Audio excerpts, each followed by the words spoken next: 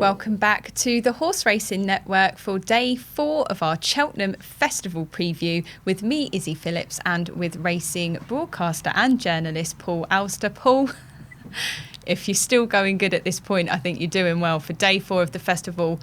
But it brings with it so much excitement. It brings the pièce de résistance of jump racing, that is the Cheltenham Gold Cup. So let's jump straight into the cards. We've got the Triumph Hurdle kicking us off on day 1.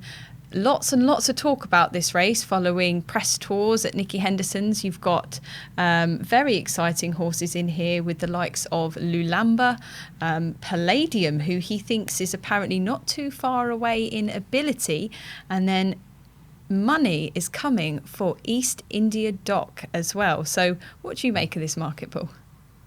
Well, for once, we've got a Grade 1 race where we've got a few horses being fancied. We've spoken about a number of them over the other days where we've got clear favourites and likely odds-on. I don't think we'll see an odds-on favourite for the Triumph Hurdle. As you said, Nicky's got a strong hand. He's got Lulamba, who's looked good. He looked good when he won on his British debut at Ascot and was winner of his only start in France. And he's also got a fascinating horse in Palladium.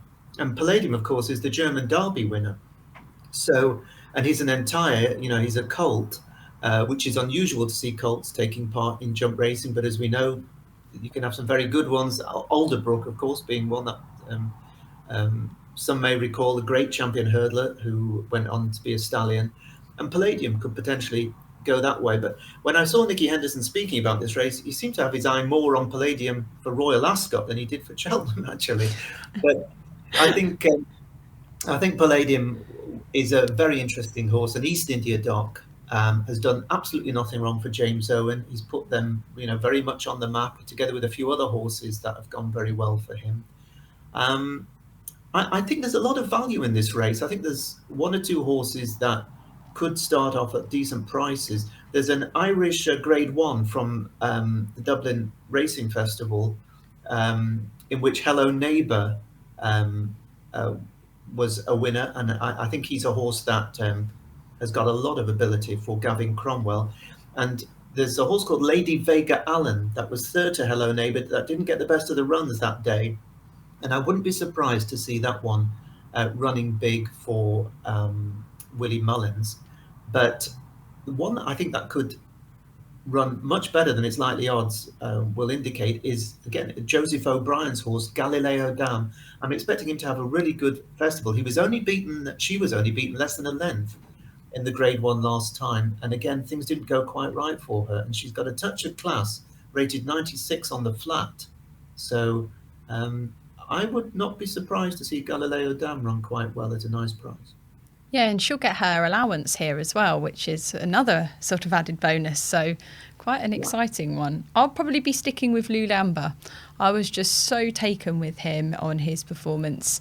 Obviously, he's only had one run in the UK, and before that he'd been running in France. But I really like him. I can understand why the money's come for East India Dock, though, especially with that kind of Cheltenham specialist. He's had a good few wins there now, and they've been quite comfortable. So yeah, it's quite exciting. But Lulamba for me, and potentially then Paul, Galileo Dam, potentially quite a nice each way bet at the moment for you as well, because she's a decent price. I think so. I'd also suggest looking at one other that's an even bigger price in the race, which is called Mondo Man, trained by Gary and Josh Moore, because this one actually wasn't far off Lulamba when it made its jumps debut at Ascot in January, and then it was beaten in a funny little Grade 2 loss.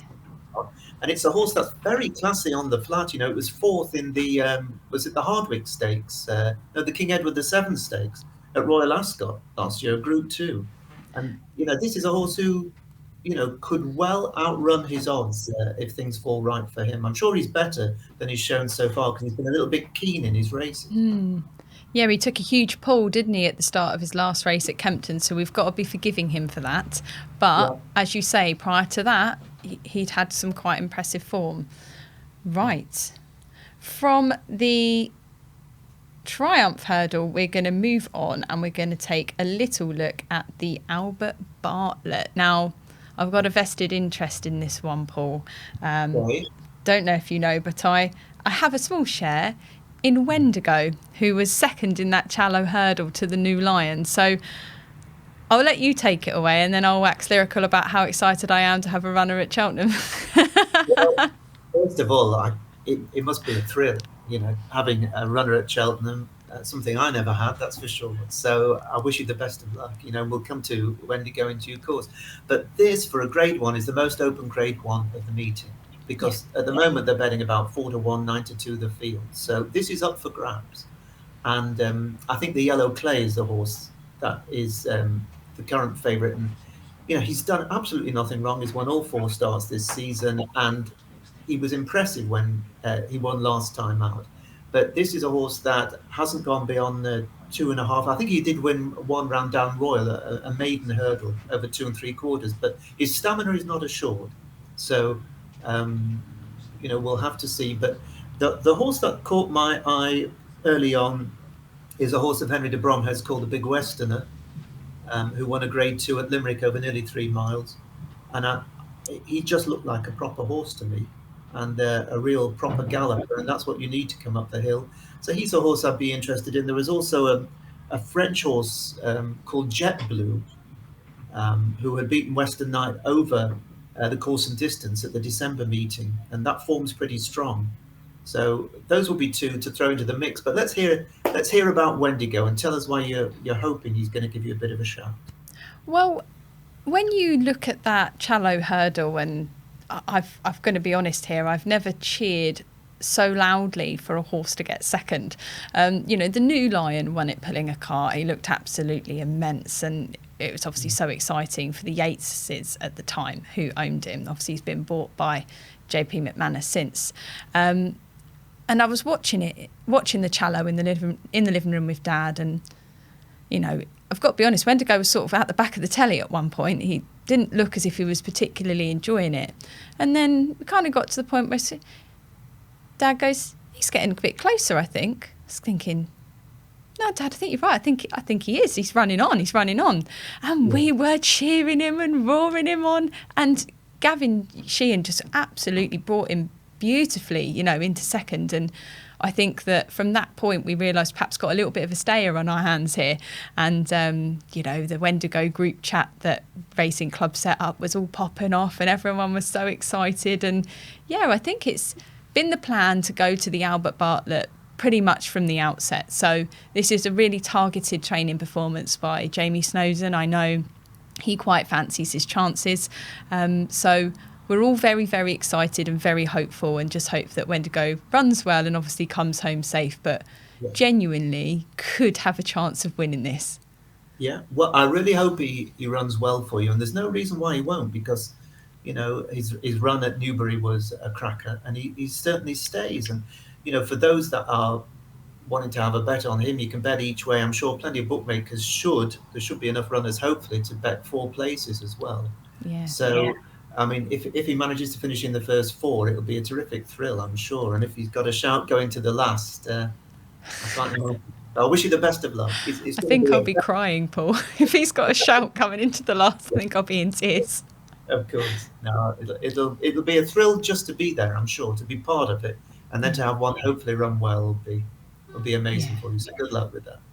Thank you so much. And just a good luck to all the other Wendigo owners as well. I know we're all very much looking forward to it. So it's time, Paul.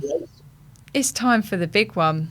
So this is a race steeped in history. If we go back, you've had, the likes of Golden Miller, who won the race umpteen times. And then most people remember, the older generation may remember Arkle, who won the race 3 times. Most remember Best Mate, whose stand is the opposite side of the racetrack, where I'm sure it will be packed on Gold Cup Day.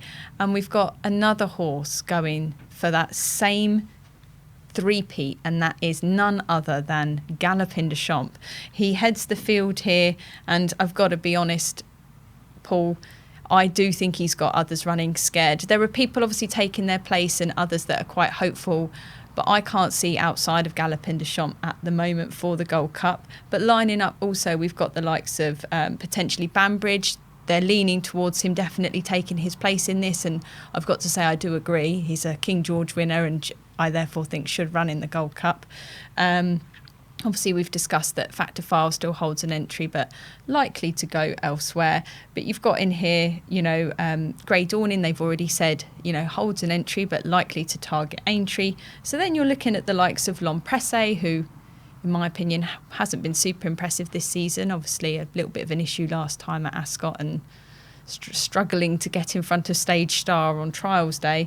And then a Hoy Senior, who's just had a wind up. So they're obviously hoping to get every little bit of improvement out of him. But it does feel like Galopin Des Champs should have a really good chance at taking home that three-peat crown.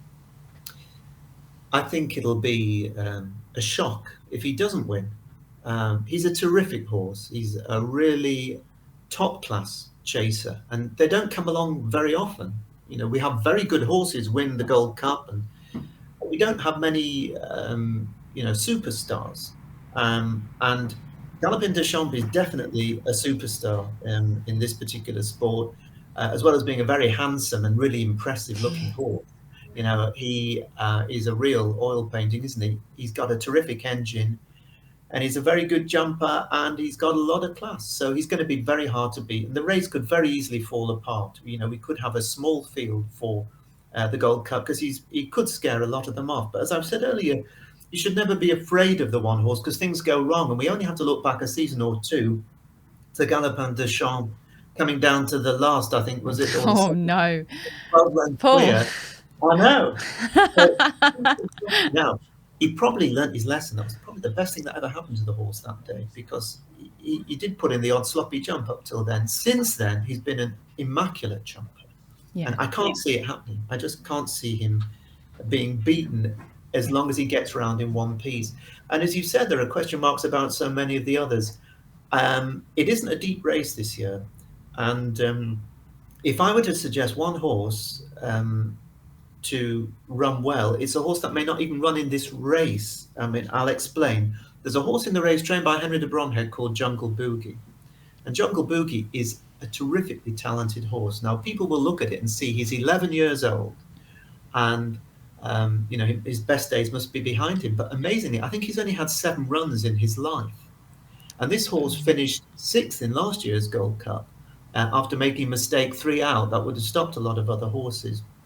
Now, I know that Connections have always felt that they thought he was a potentially very, very high-class horse. And it's fascinating that he is entered in the Champion Chase, in the Ryanair Chase, and in the Gold Cup, which means he has the speed, he's got the talent, and they're just trying to find the right race for him. Personally, and I probably should have mentioned it on our previous bulletin for the Thursday, and it slipped my mind, but if he does go to the Ryanair Chase, I think he'll run very well. But if they do run him in a small field in the Gold Cup, I could see him finishing in the 3. So Yeah. I know he's only had the one win this season. It was in a good conditions race at Ascot, but he slammed the horses that were there. And I think he's a horse that might just outrun whatever odds he is, wherever he runs, whether it be the Gold Cup or the Ryanair Chase. I can't see him going for the champion. But I think the show is Galopin Des Champs. I think you're right. He's going to have a bit of a coronation and become the first since best mate to rattle up the treble. Brilliant horse. Yeah. Go on the GDC. I think most of the racing public are behind him. So super, super exciting. Outside of the big races then on the final day, Paul, you're either looking to add to your total or recoup. What else do you fancy outside of those? Well, as we used to say on the race course, it's either the getting out stakes, for a lot of people it'll be the getting further in it stakes. Yeah. Yeah, a number of interesting betting heats. The County Hurdle is always a cracking race. Remember, State Man won the County Hurdle the year before he won the champion. So, you get very good horses running here. I think Lark in the Morning is an interesting horse. And Lump Sum, who ran really well in the Betfair Hurdle, trying to give weight to that mare of Nicky Henderson's that was thrown in off a silly mark. Lump Sum, I think, is another to look at there. And in the last race of the day, when lots of people will be trying really hard to win their money back if things haven't gone their way, it's the Martin Pipe Conditional. jockeys handicap hurdle. It's a 2.5 mile race. Number of horses at big prices. We're not sure who's going to get in, but at this stage, I'd be looking at the likes of Comfort Zone, Jazzy Matty, who's won at the festival before, Patter Merchant, another one for Gordon Elliott, and a horse that I mentioned earlier for one of the earlier races. But were he to choose to go here, Park of Kings would be interesting for Paul Nolan. So those are just a few to throw into the mix for you to consider on what is likely to be, I think, a really historic day at the Cheltenham Festival, and a day that any racing fan has to be completely focused on and getting very excited about. I think tickets are now sold out, aren't they, for the Gold Cup day? So as usual, I'm sure they'll get their bumper attendance on that final day. It's always the busiest day. Some like it and are off to the races, some don't and are off to Benidorm instead. But obviously, wherever you are watching the Cheltenham Festival from, we do wish you all the best of luck. Don't forget that you can check out all of Paul's selections over on Sportsbet on YouTube and his racing tipping service Out in Front.